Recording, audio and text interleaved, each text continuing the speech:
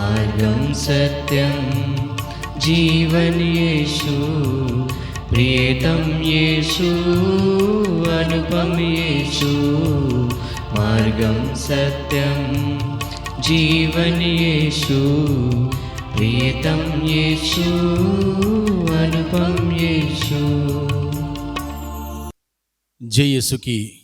आज की रोटी कार्यक्रम के द्वारा ईश्वर का जीवंत वचनों को सुनने के लिए मैं आप सभी लोगों का फिर एक बार आज के दिन में स्वागत करता हूं। भाइयों बहनों, आज के दिन में हम लोग सुनते हैं एक अधिकारी जो कफरनाउम से काना शहर की ओर आता है और यीशु से अपने मरते हुए बेटे के लिए अनुनय विनय करता है। हालांकि यीशु ने उसकी प्रार्थना शुरुआत में ठुकराई, फिर भी इसका विश्वास इतना गहरा था। उसके विश्वास को देखकर प्रभु ने उसको, उसके बेटे को चंगाई की आशीष दी।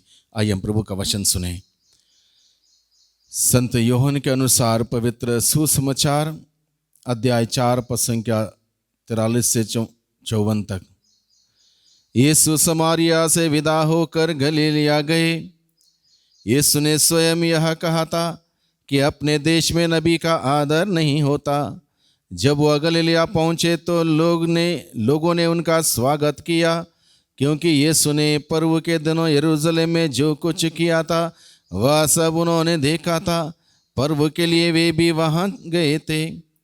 वह फिर गलीलिया के काना नगर आए, जहाँ उन्होंने पानी को अंगूरी बना दिया था। कफरनहूम में राज्य के किसी पदाधिकारी का पुत्र बीमार था। जब उस पदाधिकारी ने सुना कि यीशु यहूदिया से गलीलिया आ गए हैं तो वह उनके पास आया। उसने उनसे यह निवेदन किया कि वह चलकर उसके पुत्र को चंगा कर दे, क्योंकि वह मरने को था। यीशु ने उससे कहा, आप लोग चिन्ह तथा चमत्कार देखे बिना विश्वास ही नहीं करते। इस पर पदाधिकारी ने उनसे कहा, महोदय कृपया चलिए, कहीं मेरा बच्चा ना मर जाए। यीशु ने उत्तर दिया, जाइए, आपका पुत्र अच्छा हो गया है। वह मनुष्य यीशु के वचन पर विश्वास कर चला गया। वह रास्ते में ही था कि उसके नौकर आ गए और उससे कहने लगे, आपका पुत्र अच्छा हो गया है। उसने उनसे पूछा कि वह किस समय अच्छा होने लगा था। उन्होंने कहा कि कल दिन के 1 बजे उसका बुखार उतर गया। तब पिता समझ गया कि ठीक उसी समय यीशु ने उससे कहा था, आपका पुत्र अच्छा हो गया है, और उसने अपने सारे परिवार के साथ विश्वास किया। यह यीशु का दूसरा चमत्कार था जिसे उन्होंने यहूदिया से गलीलिया आने के बाद दिखाया। प्रभु का सुसमाचार। प्रभु क्रिस्त में प्यारे भाइयों बहनों, इस प्रसंग पर हम लोग मनन चिंतन करें, इस अधिकारी के जीवन पर विचार करें, उसके विश्वास का जीवन पर हम लोग नज़र डालें और किस प्रकार से उसके जीवन में चिन्ह चमत्कार होते हैं उसके बेटे के ठीक होने से, इस बात को हम समझें। हम लोग देखते हैं अधिकारी कफरनहूम से काना शहर की ओर आया, गलीलिया आया। और कफरनहूम से गलीलिया काना शहर 15 मील से भी ज्यादा दूरी का था।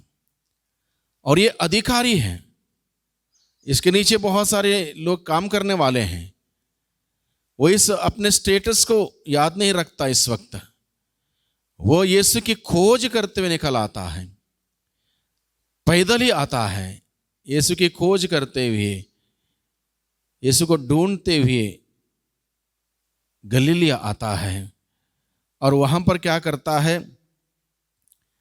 वो अपने पद पर ध्यान नहीं देता बल्कि अपने जरूरत पर ध्यान देता है। इसलिए उसने प्रभु के पास आकर दंडवत किया और प्रभु से कहा, प्रभु से निवेदन किया। उसका बेटा जो मरने को था उसको ठीक करने के लिए निवेदन किया। स्वाभाविक रूप से लोग क्या करते हैं, जब इंसान बीमार है, अपने घर में परेशान है, दुखी है, पीड़ित हैं, या घर में है तो उसके साथ रहते हैं या उसको अस्पताल ले जाते हैं, ऐसा कुछ करते हैं। और अस्पताल में हैं तो बाकी लोगों से शेयर करते हैं, ऐसा हुआ, वो बात हुई, ये बात हुई। इस प्रकार के लोग व्यस्त हो जाते हैं। यह अधिकारी क्या करता है, सीधे के सीधे अपने मरने वाले बेटे को छोड़ता अपने घर में 15 किलोमीटर की यात्रा तय करता है, यीशु के पास आता है, यीशु के संगति में रहने के लिए, यीशु से बातचीत करने के लिए। इस बारे में मनुष्यों के संगति में रहने की अपेक्षा ईश्वर के संगति में रहना कितना फायदेमंद है, देखिए यहाँ पर इस उदाहरण के द्वारा। धन्य है वह मनुष्य जब प्रभु के शरण जाता है, धन्य है वह मनुष्य जब प्रभु के शरण जाते हैं। इस पर प्रभु के शरण में आया, अपने दुख में, अपने जरूरत में, अपने बेटे की बीमारी में प्रभु के शरण में आया।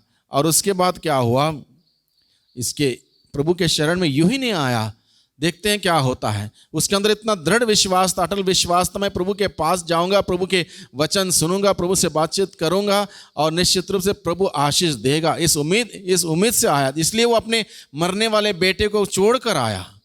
और जब इस प्रकार से इस उम्मीद से आया,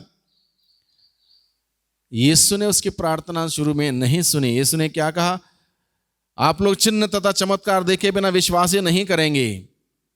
लेकिन इस पदाधिकारी ने उनसे कहा, महोदय कृपया चलिए, कहीं मेरा बच्चा मर ना जाए। यानी कि उसके अंदर विश्वास था और दृढ़ विश्वास था। ये नहीं कि हम देखते हैं क्या होता है, पक्का विश्वास था, यीशु बिल्कुल ठीक करेंगे, अपने मरने वाले बेटे को बचाएंगे, यह विश्वास था। इसलिए ऐसे कहने के बावजूद उसने अपने विश्वास बनाए रखा और प्रभु से फिर निवेदन किया, प्रभु चलिए कहीं बच्चा मर ना जाए। तुरंत प्रभु ने उसका विश्वास देखकर प्रभु ने क्या कहा, जाइए आपका पुत्र अच्छा हो गया है। उसी वक्त प्रभु ने कहा, आपका बेटा अच्छा हो गया है। और जब प्रभु ने जो वचन सुनाया, जो घोषित किया, उस वचन को सुना और उस पर इस व्यक्ति ने विश्वास किया, दृढ़ विश्वास किया और तुरंत वो चला गया वहां से। अब 12 किलोमीटर वापस चल के जाना है। उसने विश्वास किया, प्रभु ने कहा तो ठीक हो गया है। रास्ते में उसके नौकर मिलते हैं, नौकर कहते हैं वो ठीक, आपका बेटा ठीक हो गया। किस वक्त ठीक होने लगा, कल, यानी कि 12 घंटे ये चल गया, 15 किलोमीटर ये चल के आया और कल ठीक हुआ और उसको उसका विश्वास का फल उसको मिला। इस प्रकार से हम देखते हैं इस उदाहरण के द्वारा, अगर हम हमारे दुख संकट में, परेशानी में, बीमारी में यीशु के संगति में जाएंगे, विश्वास के साथ यीशु से विनती करेंगे, दृढ़ विश्वास के साथ, प्रभु हमारी प्रार्थना सुनता है। 40 की इस अवधि में हम लोग प्रभु के संगति में रहें, प्रभु के संगति में जाएं, प्रभु के पास जाएं, प्रभु का वचन सुने, उस पर विश्वास करें, उसके अनुसार कार्य करें। निश्चित रूप से हमारे जीवन में अद्भुत से अद्भुत चमत्कार होंगे। इसलिए आज के दिन में हम लोग प्रभु से प्रार्थना करें, जिस प्रकार से उस अधिकारी बड़े मेहनत करते हुए, परिश्रम करते हुए, प्रभु की खोज करते प्रभु के पास आया, उसी प्रकार से हम भी इस 40 की अवधि में मेहनत करते हुए, परिश्रम करते हुए, त्याग तपस्या करते हुए, उपवास और परहेज करते हुए प्रभु के पास जाएं, प्रभु के संगति में रहें, प्रार्थना में समय बिताएं, प्रभु का वचन सुने, उस पर विश्वास करें, उसके अनुसार कार्य करने की कृपा, शक्ति, सामर्थ्य मांगे, ताकि हम सबों के जीवन में भी वही चिन्ह चमत्कार होता रहे। दुआ करते हैं उद्धारकर्ता यीशु मसीह के नाम से, आमीन।